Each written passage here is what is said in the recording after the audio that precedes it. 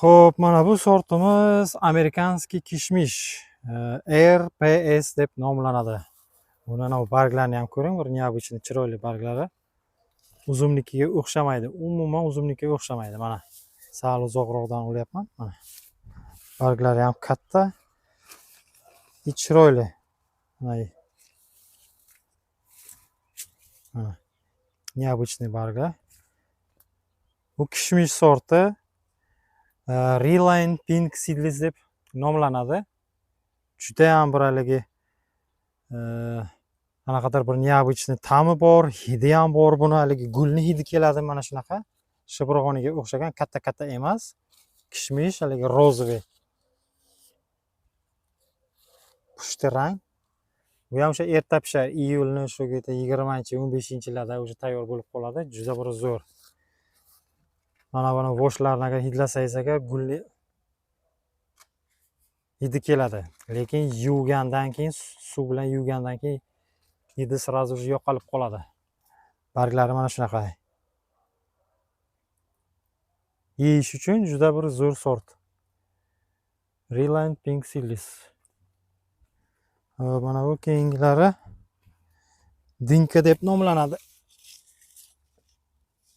Dinka deb nomlanadi. Qizil pushti rang bo'ladi. Buni ham ta'mi fruktovoy. Mana. Danagi bor. Bu ham nimagadir o'sha kasallanganmi? Qanaqadir o'sha makro element yetmaydimi? O'sha doralash kerakda, oziqa berish kerak bunga.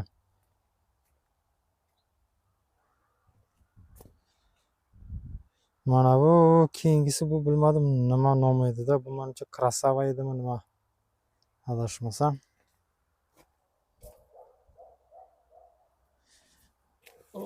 Mana bu keyingisi Damaskaya krasavitsa mana. Bu ham bir Ukraina seleksiyasi. Juda bir ajoyib, haligi bozorbop sotish uchun juda bir zo'r uzum. Shu rangi mana bu qizil ham emas.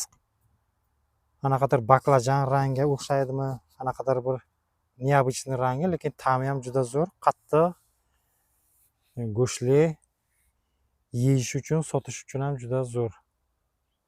Shuni ham o'sha bir gektarlab boqsa ham zo'r bo'ladi shu sortda. Mana. Yana nasib bo'lsa vaqti soatda agar pishib qolsa, keyin yana bir kesib o'sha obzor qilamiz. Shakarini, uzunasini, o'sha donini. Nasib bo'lsa o'shani ham nima qilamiz. Xullas uzum sortlari ko'p.